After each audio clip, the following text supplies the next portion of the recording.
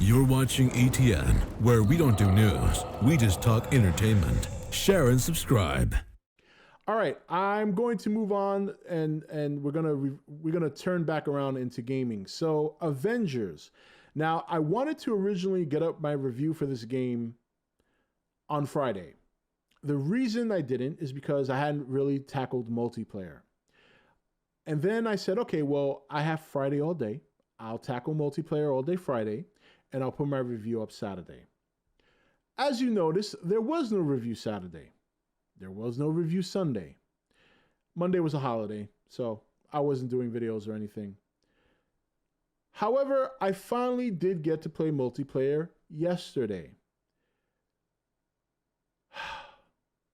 Avengers is a very polarizing game for me because on one hand, I enjoy it when I'm playing it, when it's working, when things are falling into place. You've probably heard a million people say it, and I'm going to reiterate. The campaign is a lot of fun. It's made me into a Miss Marvel fan, which I never thought would happen because she was one of the things that almost kept me from even trying the game. So kudos to the writers on that part. You're not going to have any issues, I think, with the campaign outside of the normal issues that are being delivered with AAA games when they first launch, which is they're always a buggy mess. This game is no exception. Even when I live streamed it last week, we had bugs happening in the middle of my gameplay. When you get to the post game, things take a pretty significant dip. Essentially, if you don't have any friends to play with, because as of right now, as of this podcast recording, as of talking about this on this date, September 8th, you cannot find a multiplayer game to save your life.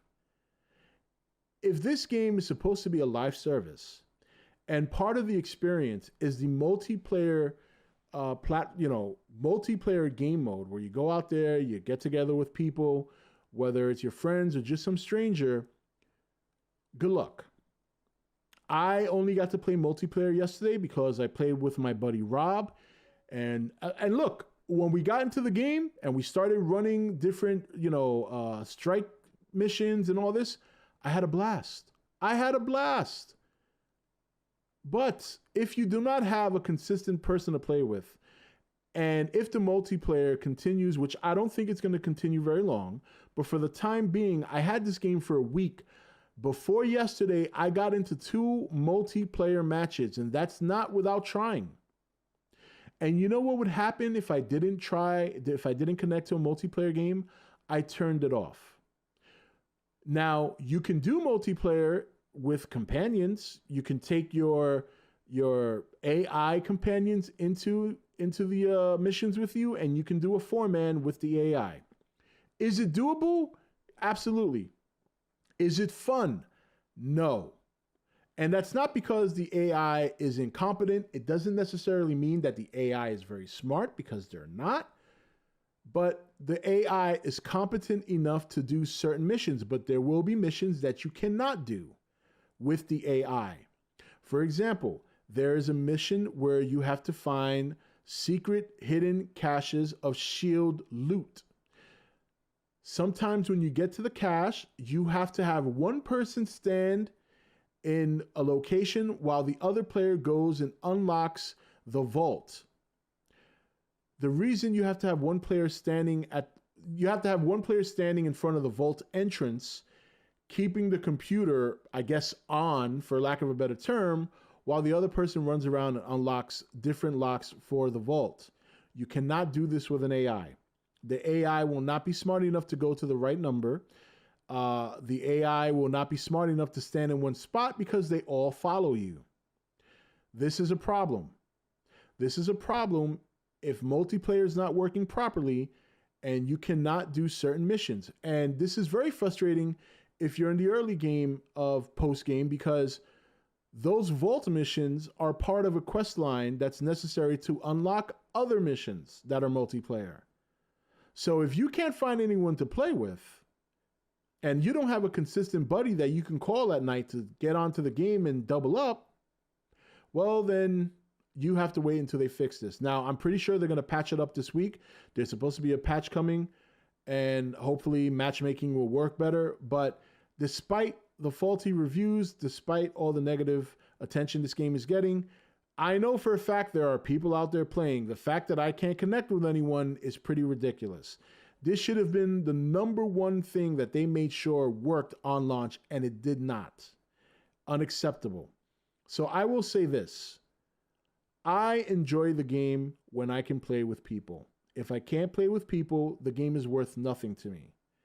And considering that I beat the game 2 days after I got it, and from, I would say, Friday, Thursday night, all the way till Monday night, I could not catch a multiplayer game until, obviously, Monday night when I got together with my friend and we played.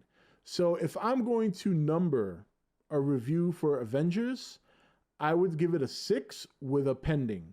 And I say pending because we all know how these AAA games do it. They launch, they're crap, there's messes, there's bugs, there's issues, and they get better 6 months down the road because of patches, updates, you know, they redo things, and that's all fine and well. But the only chance you have of keeping people playing this game right now is multiplayer, because that is the only time it's fun.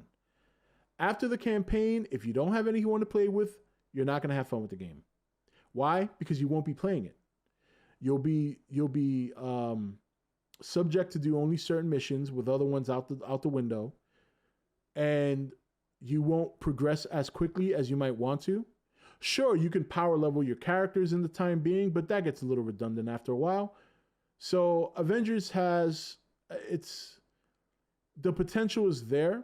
Unfortunately, I don't see the potential of this game hitting its peak until 6 months down the road. There's a lot of issues they got to fix. There's a lot of DLC that people are going to have to wait for. The first DLC character, I believe, is Kate Bishop at the end of either this month or October. I'm not seeing people doing the wave for Kate Bishop. I'm certainly not. I was hoping Spider-Man would come out a lot sooner. Now the word is that Spider-Man won't be coming until March 2021. So, you know, this game is, you know, I did it because I wanted to do a review. I wanted to do some game content. I knew against my better will that I should not be purchasing a game like this early. It's for those of you who watch me regularly and watch me stream, I said many times, a lot of the reasons I never do game content is because I'm not the kind of person to buy a game at launch, but I want to do gaming content. I bought the game on launch, and I feel like shooting myself in the nuts with a shotgun for doing it.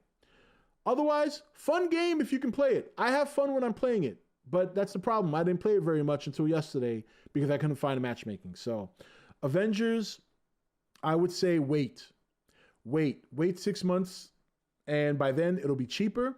Most of the DLC will be out, and it'll probably work a lot better than it does now. So that is my final verdict on Avengers.